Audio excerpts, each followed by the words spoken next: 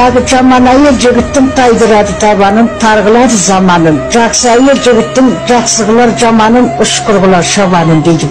Ер жігіттің қоқаңдаған тексіздік әйелдің төсіндаған бессіздігі дейді екен. Қазымыр болсаң ұлың кетет, қытымыр болсаң қызың кетет, сиымсыз болсаң келінің кетет, тынышсыз болсаң серігің кетет. Қатал болсаң жүратың кетет, сұраншақ болсаң ұятың кетет, ақылсыз болсаң бауырың кетет, ақымақ болсаң ауылың кетет. Аз нәрседен көңілің кетет, мұратқа мінін түзеткен жетет дейді.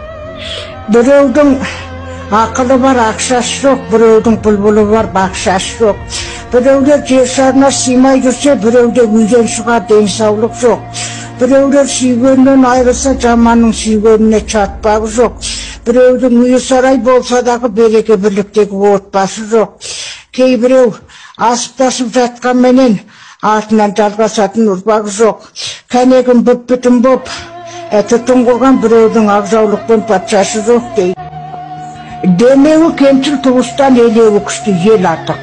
Әр күнгі сәтсіз қадамнан сапарлап басқан жол артық. Пейілсіз берген қайырдан пейілмен айтқан сөз артық.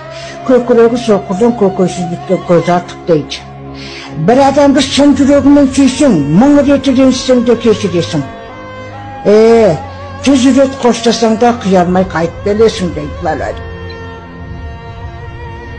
Табиғаттың көркемдігі көңіліңді көтереді, көңілдің көркемдігі өміріңді гүлдендіреді. Ақ көңіл адал ниет жолыңды кеңейтеді, қысқа ой бір жолыңды кемейтеді дейді. Адалдықпен еткен еңбегің несібеңді көбейтеді. Тек жүргенше тегін істе, елдің рахметін аласың. Алғыс алған арымас, қарғыс алған жарымас дейді. Кең болсаң келместі келтіреді дейді. Тар болсаң келгенді кетіреді дейді.